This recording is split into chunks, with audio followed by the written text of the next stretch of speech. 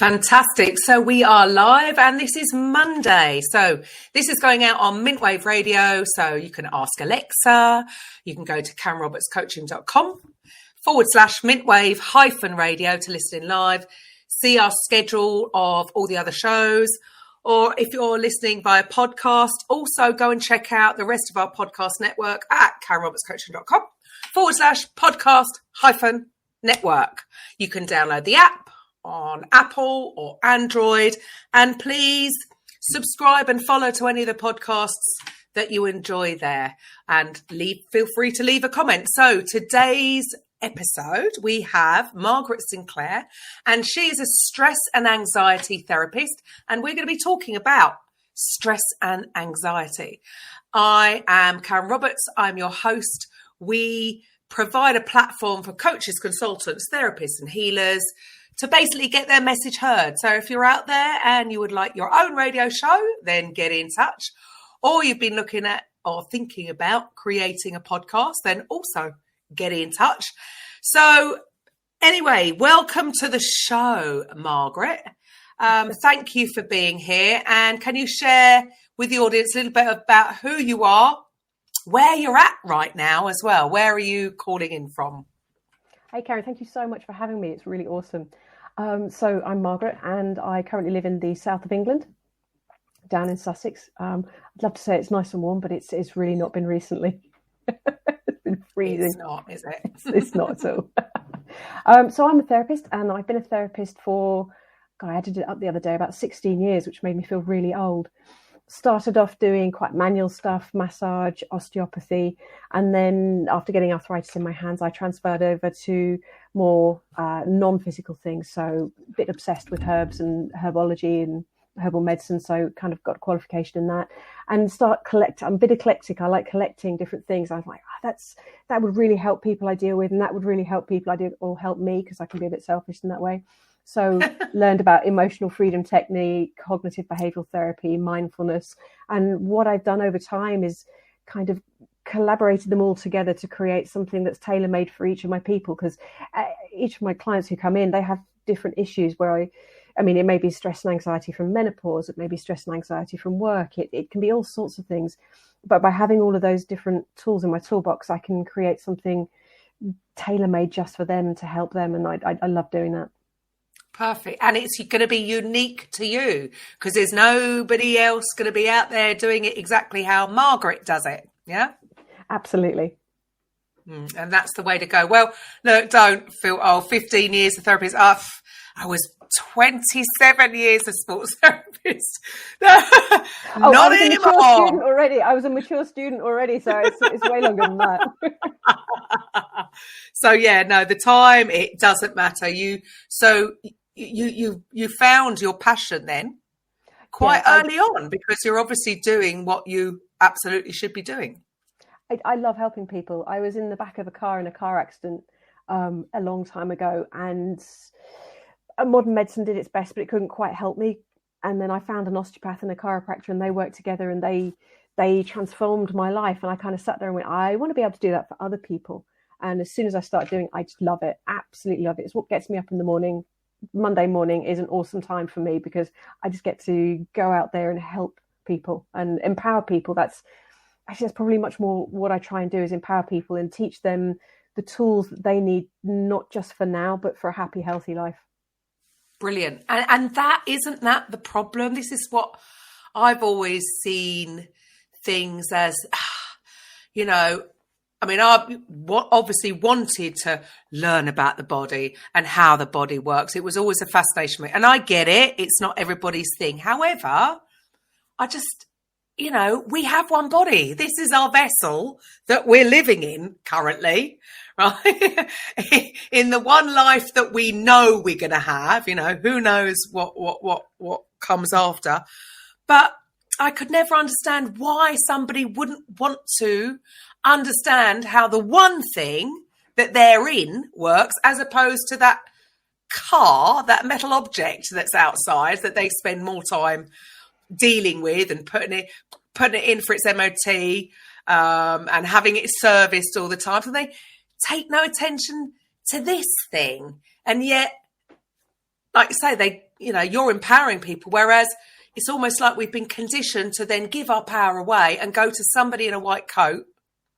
And, I'm not knocking doctors, they're wonderful people and doing the best that they can with what they have available. But they're not going to fix your back. They're going to give you pain relief or anti-inflammatories, or aren't going to give you stomach very, it's not going to be very helpful, or an X-ray and go down that route. There seems to be a disconnect between that's the person you go to if something's, doesn't matter what is wrong, and this stuff over here, which doesn't really get the awareness that is needed, because it's going to help solve problems. Do you see it like that? Yeah, absolutely. It's really interesting what you say about the car, isn't it? It's kind of like we get one of these. This is it, and we kind of we really take it for granted until it goes wrong, don't we? The number of people that you speak to, everything's fine. So I'm just kind of going to go along, not do much exercise, eat a couple of extra things, drink a little bit extra alcohol, none of which is bad. But when it's done continuously, and then suddenly they go, oh, it's broken, what do I do now? And people spend more time and money on their car than they do on their own body. And, you can go out and buy another car. You can't go and buy another one of these. But I mean, like you said, the doctors, they really do the best with what they've got. And I know a lot of doctors who will then go, right, this is where I finish in my knowledge. May I suggest you go and see this person or this person? And I'm lucky enough to work with doctors like that. And that's brilliant. That is really awesome. I've also met some doctors who absolutely wouldn't touch it with the barge pole. And that's absolutely fine. But I don't know about you, when you were a therapist, people come and go, here's my problem, Karen. And you'd go, no, sweetheart, this is your problem, but I'm going to work with you to help you fix it and get stronger and hopefully make sure it doesn't happen again. Absolutely. And do you think this stems from, obviously, America has its own issues with the medical establishment, but I know don't see this as a negative. I'm not putting the NHS down. What I'm saying is it's almost bred or a bit of complacency that we expect to be healed because we've got the NHS. So the ownership seems to go on that rather than taking responsibility for our own bodies and then choosing which modality. You just have the one port of call. Does that make sense? It does. It's kind of, we are brought up to think a pill for all ill. There will be a tablet for it. We'll go to the doctor and we'll get the answer for it. I think it's broadening now, though. I do think more people are paying attention to the fact that there's something else out there, that there are other ways of doing things. And I'm finding that more and more people are coming from areas of life where they didn't come to before. I mean, quite often it would be the self-employed people would come, because being self-employed, if you can't work because you're unwell or whatever's going on, you don't get any money. So I would find that would be quite often what would happen. But now I'm starting to get people from a lot of different varieties of life who are going, do you know, I don't want to go down that route. I've spoken to my doctor and they want to give me medication, or I know a friend who's been through this and I don't want to go through that. I want to see what else there is out there. And I think there is this kind of sort of almost a renaissance, an uprising of alternative health, for a better want of a word, because it's alternative to the NHS. Yeah, I mean, it's funny, isn't it? I mean, the way things have changed over the years. I mean, I was sort of, I was lucky, or I feel like I was lucky being brought up around sort of homeopathy. I was brought up in Tunbridge Wells. We had a homeopathic hospital there originally. I don't think they do anything there anymore. But we were brought up to look at other ways. My mum was sort of very much like that. But because they've sort of decided that it doesn't work, but it's because the way they test it, because everything has got to be so physical. And as we know, it's, what we're going to talk about today, anxiety and stress, possibly the top major cause of any ailment or the trigger for lots of things. But because it's an intangible,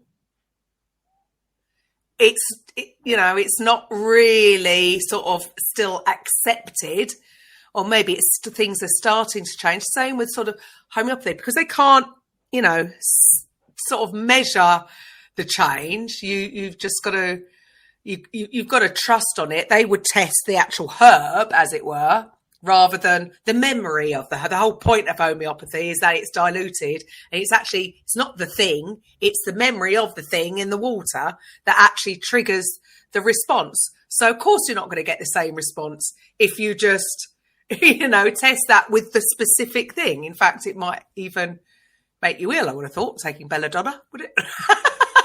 Slightly. Yeah, the problem is that we are used to pharmaceutical companies, and they have a lot of money to put into gold standard tests and experiments and looking at medication.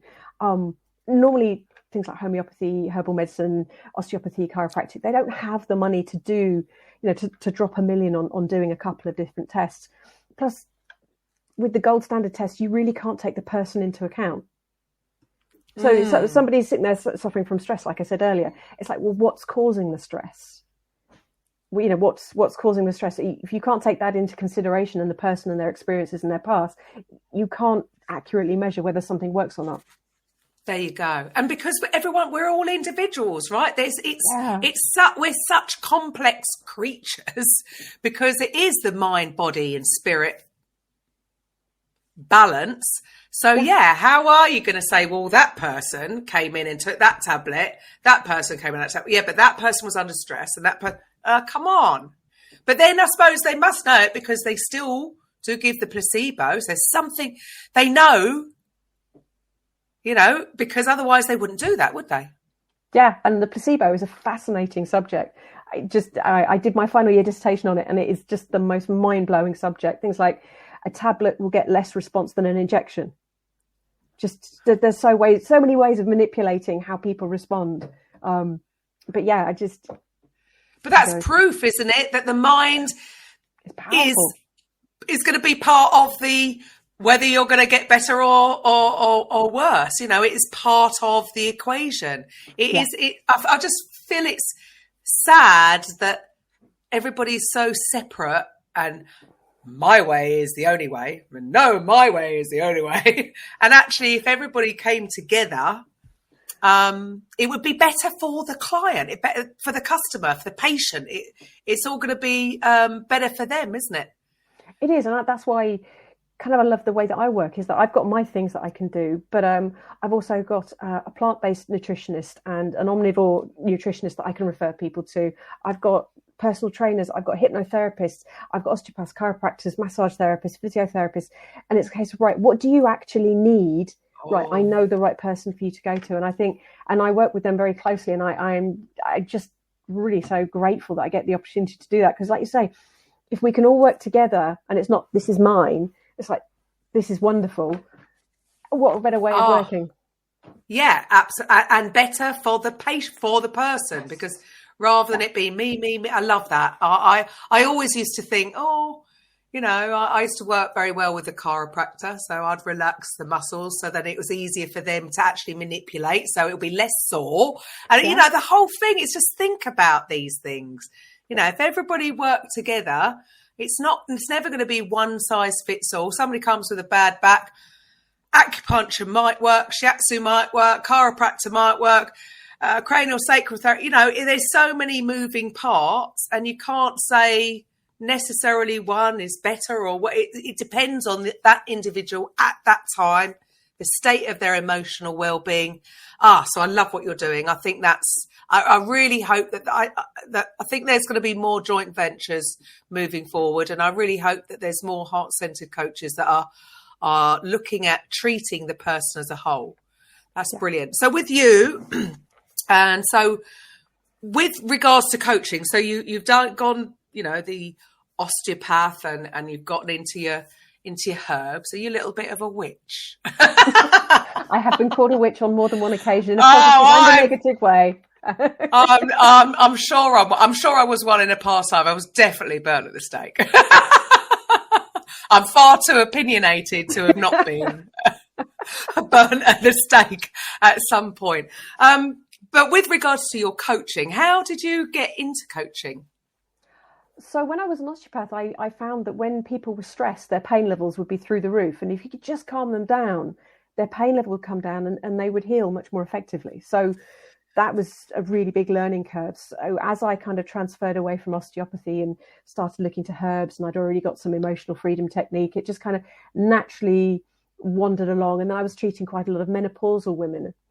And then found that stress and anxiety is huge during the menopause.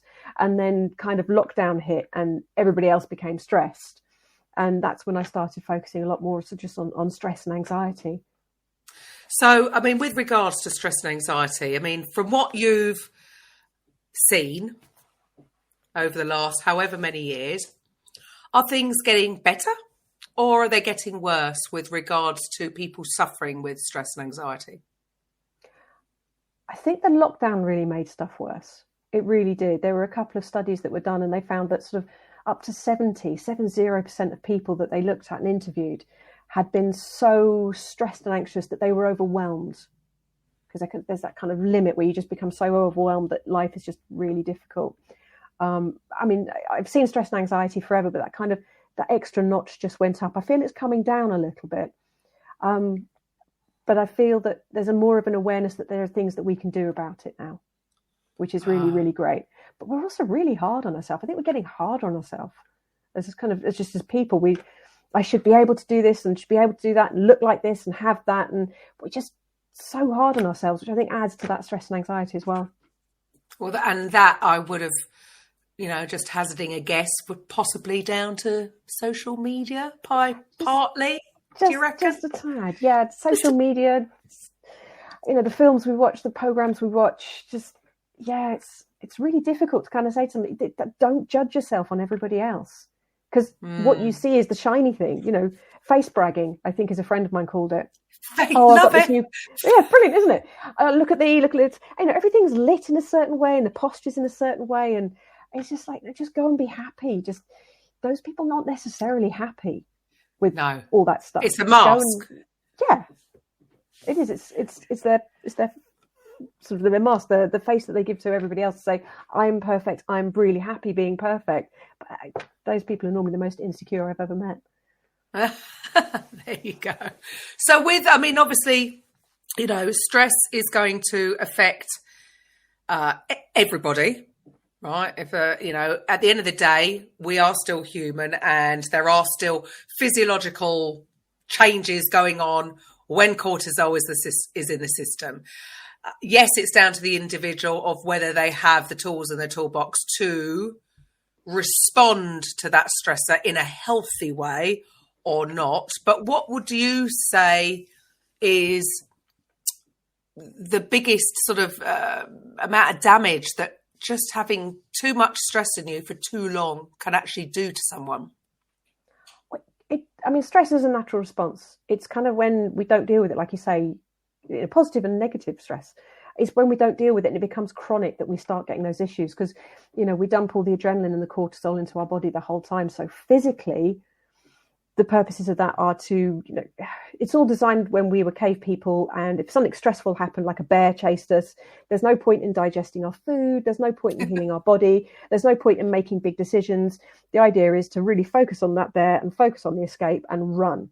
Doesn't matter what happens. Then we can chill out, we can relax, we can make bigger decisions, heal and digest. So by constantly having that chronic stress and anxiety, we're not digesting as well as we should.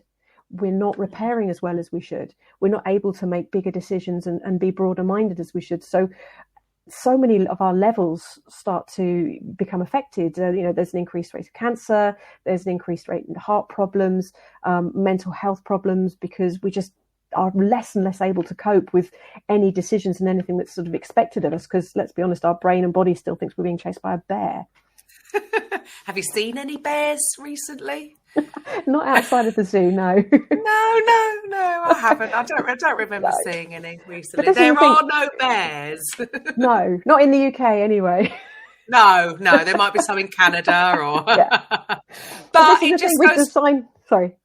No, go on. I was going to say, we're designed to look out for threats. That's the thing. That when we were designed to constantly look out for threats. So we've become really, really good at looking out for threats. But because they're not bears anymore, it's am I going to be late for work? Is it, do those people like me? Does my bum look big in this? Do I have what I need to have? Am I going to get fired? Can I pay the bills at the end of the month? All of these are reacted to the same way as the bear. Which is, if you sort of step back for a moment and look at that, that's actually quite crazy. It just goes to show that a perceived threat has exactly the same response in your body to a real bear chasing you.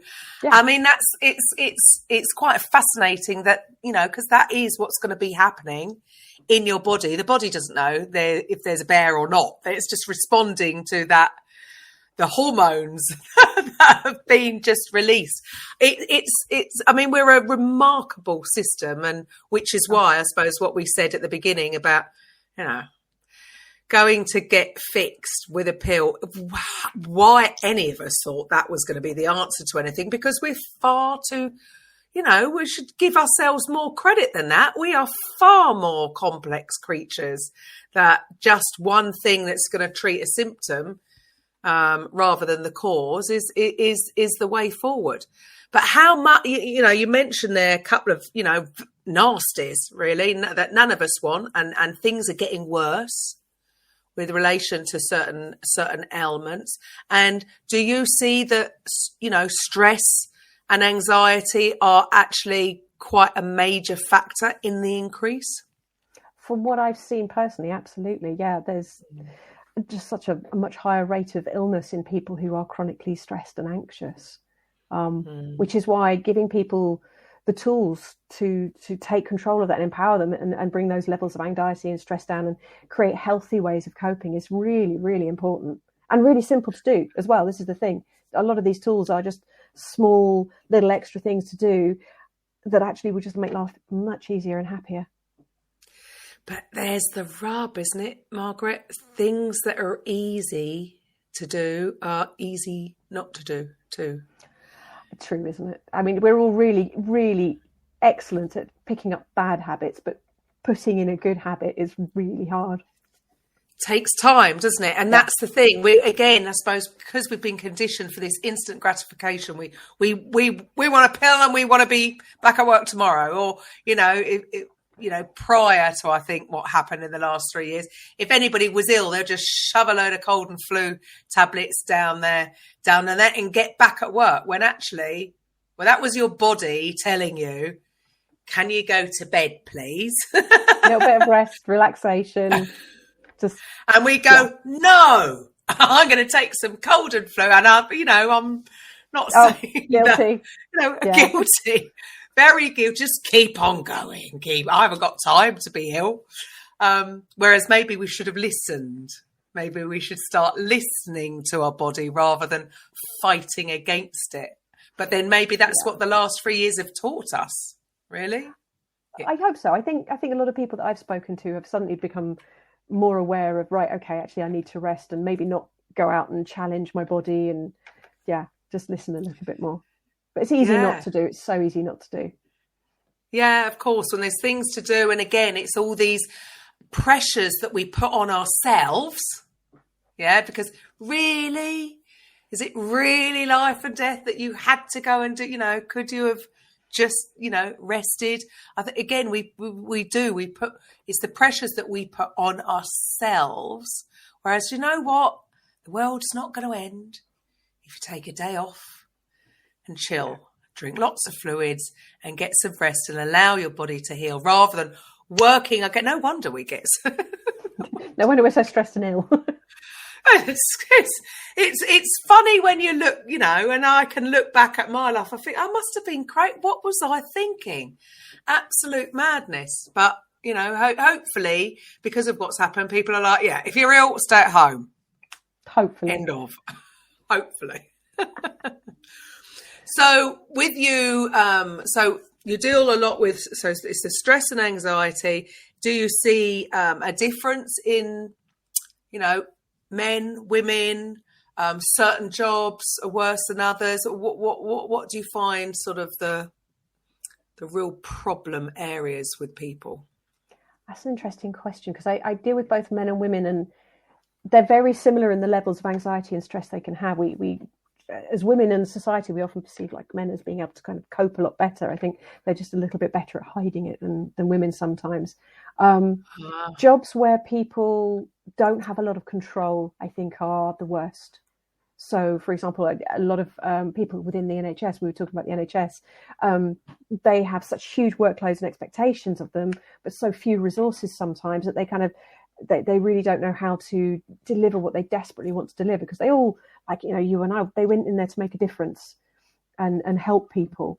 But when there's such limitations, they find it really difficult to be able to do that. So jobs where there are big limitations, I find that people really, really struggle, or where there's a lot of expectations of them. Teachers, maybe, because of all, I hear a lot of the time that, teachers just want to teach. Yeah. But actually they're bombarded with all the backlog of reports and stats and all the stuff for whatever, Ofsted, or rather than actually doing the thing they're employed to do, is help the children learn stuff, there's almost been taken away. So sounds like, from what you're saying, it's when jobs where they're not really doing what was in alignment with what they wanted to do. They want to teach, but they're being held back from the actual teaching and being bogged down in all this admin that, is it really necessary, rather than focusing on the most important thing, which are the kids. Yeah. So I suppose that makes sense, that would bring up a lot of stress and anxiety in someone. So you mentioned some tools, so I'm sure there's lots of tools. Have you got anything that you can share with the audience if they're feeling a little bit stressed? Yeah, there's a couple which I think kind of, one is in the moment, using breath work. I get people to use breath work a lot. Breath work focuses the mind, and it also changes your body's biochemistry. So it really helps on kind of two levels. And there's something called square breathing. So if you just sort of imagine a square and you're just going to follow the square. So I normally say start with a count of 4. So if you go 4 sides of the square, 4 seconds, it's easy to remember. So you would breathe in for 4 seconds. You would then hold it for 4 seconds. You'd then breathe out for 4 seconds. And you hold the breath out for 4 seconds, and you just repeat a couple of times, nice and calm. And the great thing about this is you can do it in public, because, let's be honest, if you're at work or if you're out and about and you're stressed, you can't really do certain things, but you can kind of just do walk along breathing. Tapping. Yeah, tapping. I teach tapping to people, and you kind of, there's two versions of it, but it's not quite something you can be doing. But breath work, you get a few funny looks. I usually do anyway, but. But yeah, that's a really nice, simple one for anybody to be able to do. Even kids can do that one, because kids and teenagers getting lots of stress and anxiety. But the second thing I always recommend to people is something called a brain dump. Now, I always recommend doing this just before you go to bed, because it helps with sleep, because stress and anxiety really affects sleep. Now, just get a piece of paper or a notebook and a pen or a pencil or something. It doesn't have to be posh. Lots of people want to get their fountain pen and a nice leather-bound journal. This is not like that. This is not journaling, because a lot of people are like, not journaling. This is literally getting all that stuff that's in here out on paper. All the worries, all the concerns, all the stories going around your head, all that I could have said this, or I should have said that, or I will say this, or ideas, or just all that negative talk. I'm not good enough, everything. Write it all down. And then you close the book and go to sleep. And if you wake up at 3 a.m, like sometimes you do, you go for a pee, you come back and you're like, oh gosh, what about this? And I could have said this. And oh no, I didn't do that. Just write it all down. And it gets it out of your subconscious and your conscious mind, puts it in the book, and then your brain can kind of forget about it a bit. And it really, really helps people. So just doing that before bed every night reduces the stress levels, increases the sleep. And it's just really an awesome way of doing it. Perfect. Well, that sort of ties in, I talk a lot about, I say I'm practicing my unthinking. I've realised that the thinking was actually the problem.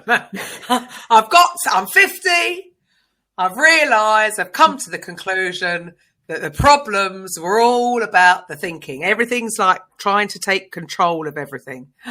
And the moment I zip it, because I talk a lot. No figure. Go figure. No. Shush and shush. Yeah. Oh, It's so simple. Why have we got to overcomplicate everything? Or maybe that's just me. Why do I just overcomplicate things when we unthink?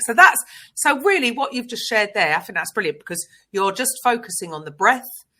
And you're not thinking, are you? Because you're just focusing on the breath. So you're forcing yourself into that state, which is perfect. It's in the now. And that's when our power is. So that's a really simple little exercise that anybody can do wherever without making them look like they're completely crazy. I think people just look at me and think I'm crazy anyway. So I've given up on worrying about that. I don't mind. Yeah. Life's easier when you do that. It's like, do you know what? The ones who like me will come. The ones who don't, that's fine. I'm good with that. And isn't that when you can get to that point? Oh, you can look back and you think, all that wasted energy. And like you say, it's interesting that you say about the so I don't do that brain dump enough, and maybe I need to start that back up again, because I would say that I don't get stressed or I don't have anxiety, but my subconscious would disagree. No, completely asleep, like completely asleep. I can wake up, and my kids now know, my daughters will go, Mom, no, it's okay, Mom. And I'll be like, oh, no. And I think, oh, excuse me, I've forgotten to do something. Excuse me. You're right. I've forgotten to do something, and it's life or death. It's like, oh, well, I should have been taking these. It could be like something like taking some medication. I'm supposed to be taking it every morning and night for the last week, and I haven't. And now it's too late. Like real, obviously an anxiety dream. But like I can be up and even in their room, and they'll be like, Mom, no, you're asleep. It's okay. It's not. What? Right. Come on, explain that. What's going on there? It's just obviously in your subconscious mind. And here's the crazy thing, isn't it? When you wake up at 2-3 in the morning, because it's always about that time, and you're like, oh, I've got to remember to take the medication. Don't you just spend the rest of your night with your subconscious going, remember the medication, remember the medication, remember the medication, and you never properly go back to sleep. This is where you get your journal and you go, remember the medication, pop it down, and then you know you're going to remember it in the morning. But your subconscious mind, it's a wonderful but slightly bizarre thing. It is bizarre. I'm not on any medication, never have been. It might just be a dream you were having that sort of came through and you were like, oh, okay, medication. Who knows? I'm telling you now, it's been happening for the last, well, my daughter is about to turn 19. So I'm going to say the last 20 years. I have it every so often. When kids just go, Mum, oh, you had one of those things last night. I go, did I? Where I'm totally asleep, but I'm sleepwalking. So something's going on. I mean, that's a proper anxiety dream, isn't it? But that is I have no idea. That is very strange. Oh, so that's not normal. I didn't know until a few years ago I sleep talk. So, I mean, and apparently it's proper conversations, which is even weirder. So I'll agree something with someone and they'll go the next day, oh, and that. And I'm like, what are you talking about? We agreed it last night. No, we didn't. I went to bed. No, we spoke about it. I was like, no, no idea. Yeah, I can talk. My kids used to talk where they were brought up in Portugal. That's when you know they learn language, because they'd talk in Portuguese in their sleep. Be like, brilliant. It's hilarious, isn't it? So I'm obviously is obviously some anxiety issues going on. So for some, I mean, have you found others where, you know, it is manifesting in a different way? I mean, anxiety is such a broad term, I suppose. It is, and it can really, like you say, manifest in so many different ways. It can manifest in how people treat relationships. It can manifest in how people are at work. It can manifest in their physical body. It can kind of drive what they do and what they don't do. So you can become so anxious about something that you just don't do it and avoid it. But it's not always a conscious thing. You know, it's kind of like when I was a massage therapist, I used to advocate using a foam roller, but I always used to say, don't do it to the point it hurts, because you then won't ever do it again.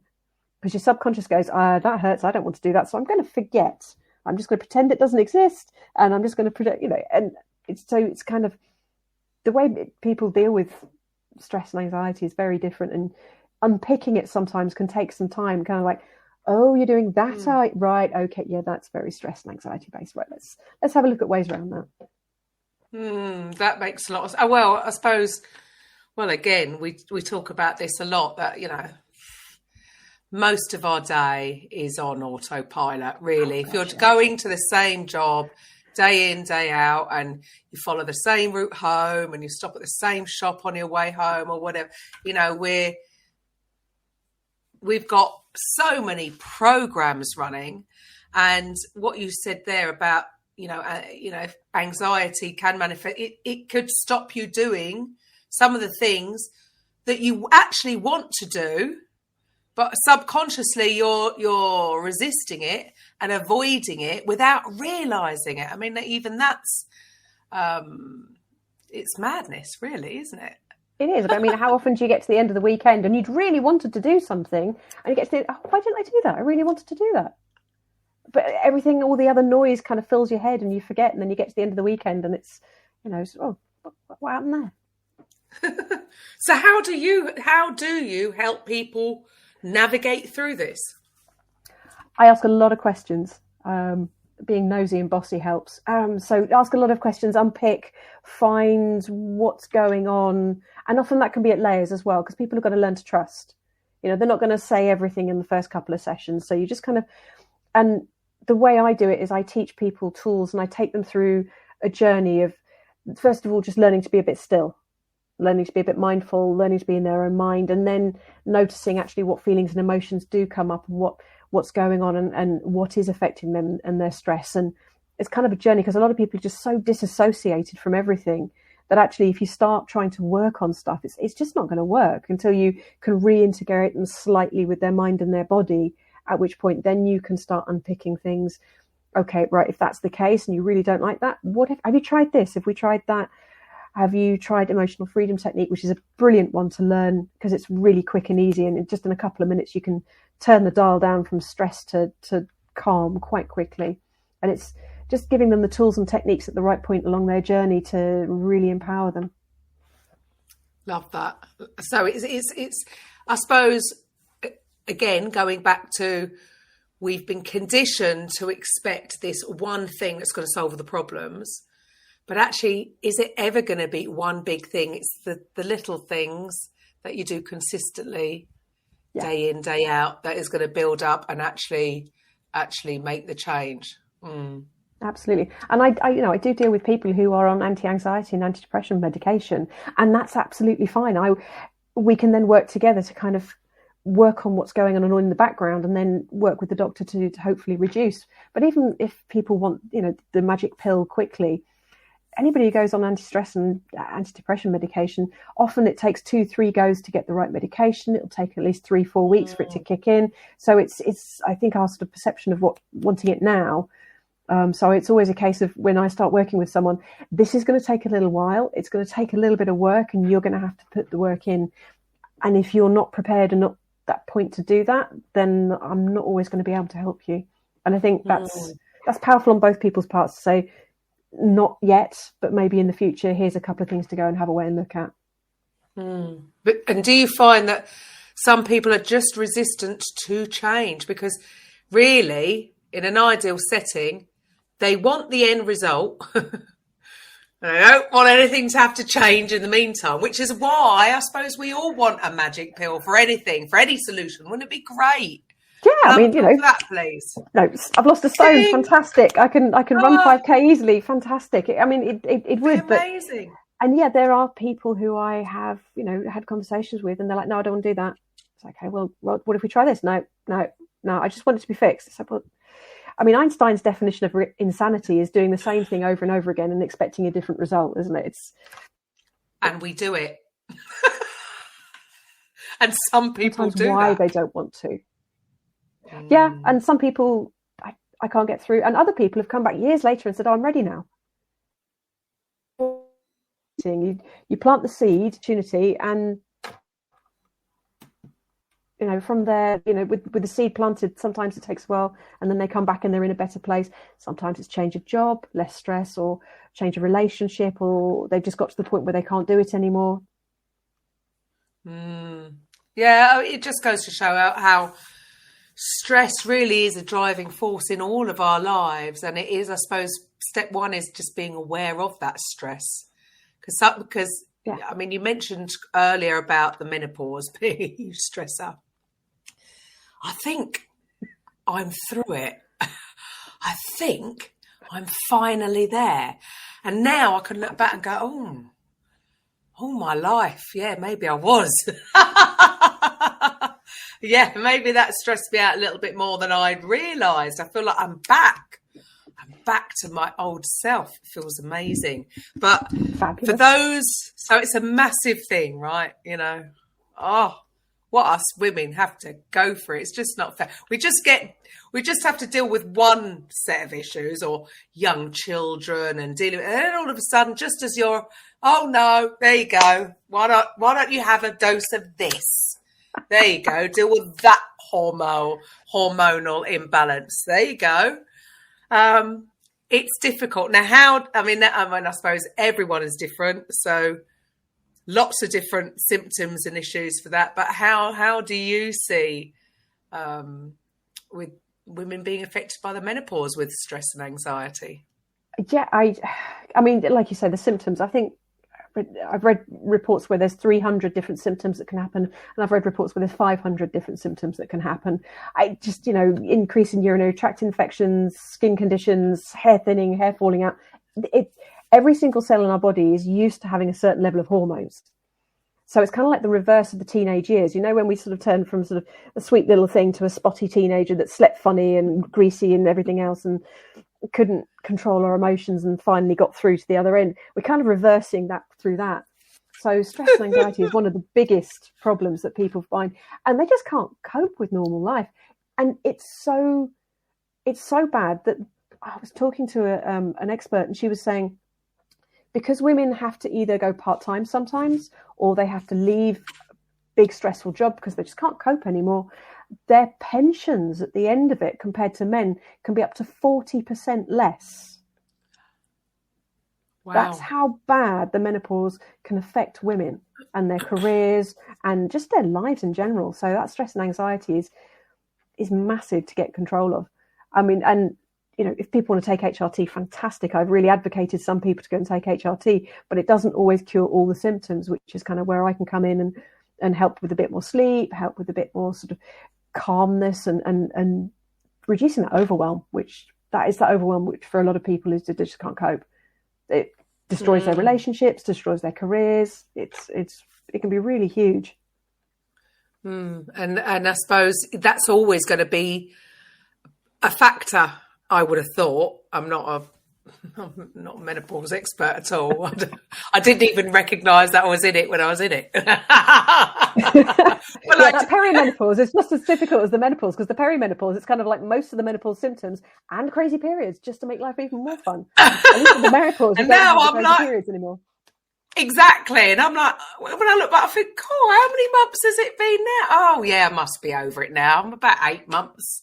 Oh, no, you're not in there yet. It's a year. No, a year. I've got 4 months left. Is the definition I'll be fine. Oh, is it? Oh, I'm nearly there. It'll be fine. Well, yeah. I'm very lucky. I think it was more my daughter would come in. And that's how I think I know I'm coming at the other end, because all of a sudden I am feeling the cold this year. Because the last couple of years, my daughter will come and go, Mum, it's freezing. I go, is it? Is it? I'm really hot. So it wasn't like unbearable hot flushes. It was just like, I was going, this is a perk. You are really lucky with your experience. I'm very lucky. I'm like, this is great. I don't feel the cold. This is brilliant. So I wasn't like over. And then I think, come the summer, it'd be tough. But no, I've just been very lucky. Or maybe now you've just told me I might have another 4 months. I bet it's going to go backwards. No, it sounds like you're fine. You're on the other side of it. It's brilliant. I think I'm there. Whoop, whoop. Oh, dear. So, I mean, I know you do the other side of what you do is So herbs. So secretly, she's a witch. Secretly, I'm a witch. Got I mean, I've got 4 cats. She's got her potions. You should see my kitchen. I've got an entire section of herbs that I've foraged and dried. And yeah, when people come around and I say, "Would you want a cup of tea?" and they go, "Oh, what teas do you have?" I'm like, "Well, come with me." Oh, Stuff I've grown in the garden, stuff I've foraged on the downs. I mean, I got asked so often because I'm really lucky. I live right by the South Downs, which foraging central is brilliant. I used to get asked so often, "What are you picking? Why are you picking it?" That I actually run guided foraging walks where I take people. I'm like, "This is what it's, you can forage for. This is what it looks like. This is when you can pick it. This is when to use it. This is when not to use it. This is how to use it." So, yeah. Wow.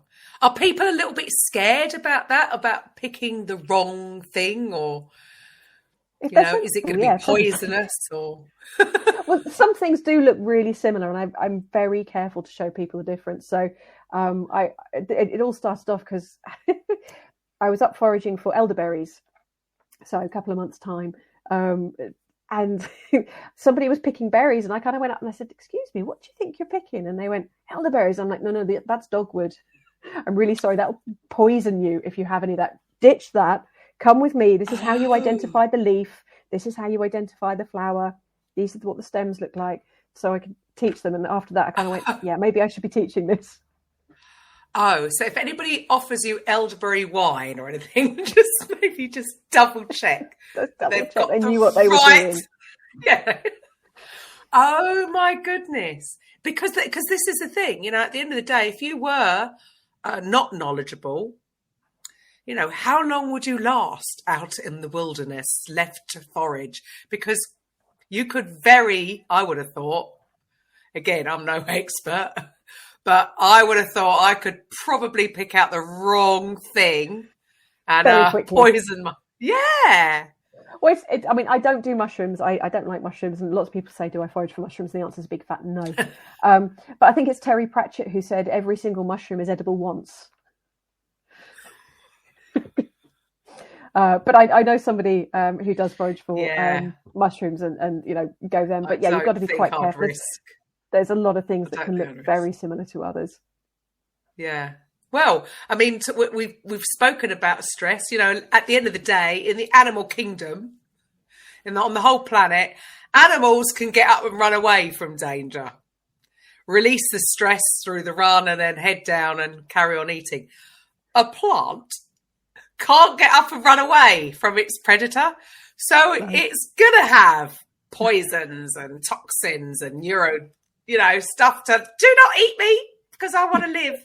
Please don't eat me. No. Yeah, and some plants, there are plants that talk to each other as well and communicate. Hey, I'm being eaten. They're going to come to you next, so that it will pass on. The plant kingdom is fascinating.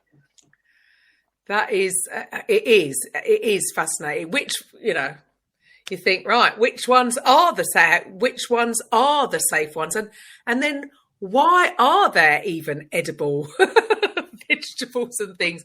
Why haven't they got all the toxins and the things in them? But I mean, some of the types, so like nettle is edible. Nettles are edible, but you don't pick them without your gloves. No, and boil them. I would have thought for a while. Get rid of blanch them for a minute. You're fine. Blanch them for a minute. Is that That's it? That's all you need. You can put them as they're delicious. Absolutely delicious. And there you go. Why do you think we've just lost in general, I mean, obviously you know what you're doing, but we've lost that skill set. It's just been sort of forgotten about. You would think that surely children should be brought up knowing what to pick, what's safe to pick and eat and what isn't. Where did we go wrong? I think there's a couple of reasons. I think certain societies are worse at it. So my brother's wife, she was brought up in Belgium, and she can go foraging and pick the mushrooms that are okay. And I've got another friend who was born and brought up in Belarus, and she can go foraging and it's absolutely fine. She knows what to pick, what not to pick, what mushrooms to pick. But here in the UK, we've really lost touch with nature, because I think a lot of us went and lived in cities, and the NHS came up, so we didn't really need to go foraging for herbs. Food got cheaper and easier to get, so we didn't need to forage for it so much. But there is a massive resurgence in foraging for food, foraging for herbs. We're getting back in touch with nature, which being in nature also helps with stress and anxiety. It's one of the biggest things I say to people is just get outside in nature, listen to bird song, go and spend some time in the green stuff. It's so powerful at helping reduce stress and anxiety, but it has immune boosting properties and all sorts of great things. Yeah, a bit of grounding, although maybe not at the moment because it's a bit cold. I'm not going to do any grounding. Somebody said to me the other day about getting out in nature. I went, nah, not at the moment because it's too cold. I did yesterday. I was up on the downs and it was so slippery. I went bottom over what's it and ended up on the floor with muddy hands and knees. It was hilarious. No, not so good, is it? Yeah, I like to get out for a walk, but man, at the moment, come on, give us another month and hopefully things will start. Is that a bit too hopeful? I think hopeful, maybe. Might be. How much longer have we got? I'm not good. I'm not. You're not good. Cold the person, winters. No, I need sunshine. I need my vitamin D. You see. It's all linked to stress and anxiety. What's going to help with that? Vitamin D. Yeah. I mean, that's, I never, and I studied nutrition and sports nutrition. I knew about the balance. I never gave it a thought. We went and lived in the Algarve for 8 years, came back, went back into teaching fitness. So lived my life in gyms and fitness studios. So no sunlight really. And that's actually, if truth be told, one of the reasons I left the industry, because I was just thinking, I am exhausted, probably suffering burnout, if I'm honest. I was either doing that or sports massage, lugging my couch around. I was like, I'm getting too old for this. And I gave up. And then a couple of months later, I actually did go to the doctor. I'm not very good at going to the doctors. And did have a blood test. And yeah, my vitamin D was on the floor, just absolutely on the floor. And it was just like, oh, of course. I've gone from sun 24/7, although, still lived in our fitness studio. But as soon as you get out, it's bright sunlight, to being in the UK where there's zero. No wonder. And it just goes to show something that simple. And, I really can't explain how. I reckon I was getting towards rickets, it was like, I was almost at that stage. My hips were hurting. I was like really thinking, I'm just getting old. No, that was easy. That was like 6 years ago. No, all it was important. Something that simple. Sunshine. But again, we've been conditioned to believe that that's bad. Stay at the sun. It it's a seems balance, to be everything. It's like everything. It's getting that balance in there. Getting the balance. We're so fearful of stuff. So what? So people come to you. They're stressed. They're anxious. You're going to help them. How do they find you? My business is called the Nadara Process, Nadarra. It's Celtic for natural, so it's a natural process. So I'm on Facebook, on Instagram, I'm on LinkedIn, got sort of web page where you can come and find me. I'm always putting information up, often about herbs and foraging and just tips and techniques up on social media, just to give people those little tools that they can use. So it's always worth kind of following me to see what I'm up to. Sometimes my cats feature, can't really help it. They insist. Chuck us an email. I just, if you've got questions, please ask. I'm always up for helping and sort of, popping on a quick call. If somebody said like, not sure if I want to work with you or should work with you, quite happy to do a quick 10-15 minute call, have a chat about what's going on in your life and see whether I can help. But she's not there to advise on what mushrooms to pick. No, nothing to do with mushrooms. I really don't like mushrooms. They squeak when you eat them. I don't like them. You don't like to? Oh, okay. I don't like. Since I was a kid, it's a texture thing. I can't do it. My daughter's the same. My eldest, she won't eat mushrooms. I could try and hide them in food, and she'd no, don't like that. And yes, she would say it's the texture. It's a squeak against your teeth, don't? It's just making me feel funky now. Isn't that funny? What triggers us? There's probably a little bit of stress going on in there, and you've already been releasing hormones. Right, breathe. What was it? What did you call it? Square breathing. Square breathing. Do a bit of square breathing. We won't mention it again. But it's all fantastic. Love it. Well, I think it's something that's needed. My own daughter really struggles with anxiety. I obviously do subconsciously, but I'm obviously not going to admit it. But something's going on somewhere there. Keep thinking I've forgotten to do something that's majorly important, and it's too late. The sky is falling. Dear, oh dear. I think I freaked my children out. Thank you so much for being here today. It's been fascinating talking about stress and anxiety. And yeah, you've got to make light of it. You know, I know for some people it's a very serious problem, and I'm not making light of it in mocking.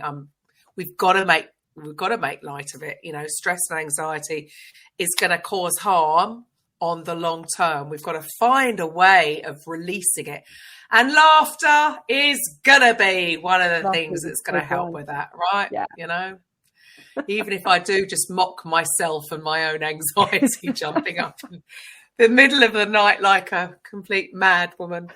But oh dear, brilliant. So yeah, thank you for your time today. Oh, thank you so much for having me. It's been brilliant fun. I hope somebody's learned something from it. Other than that, I'm awake to have cats. And, yeah. Oh dear, brilliant. No, it's all good. It's all good. A nice bit of mixture. So the rest of you, I will be back on Tuesday, I believe. Yes, I will be back tomorrow. Bye for now. Have an awesome week. Take care. Coffee with Karen podcast, a weekly chat show discussing everything from holistic health to current affairs from a mental, physical and spiritual perspective. Get your weekly cup of positivity with a sprinkling of woo-woo.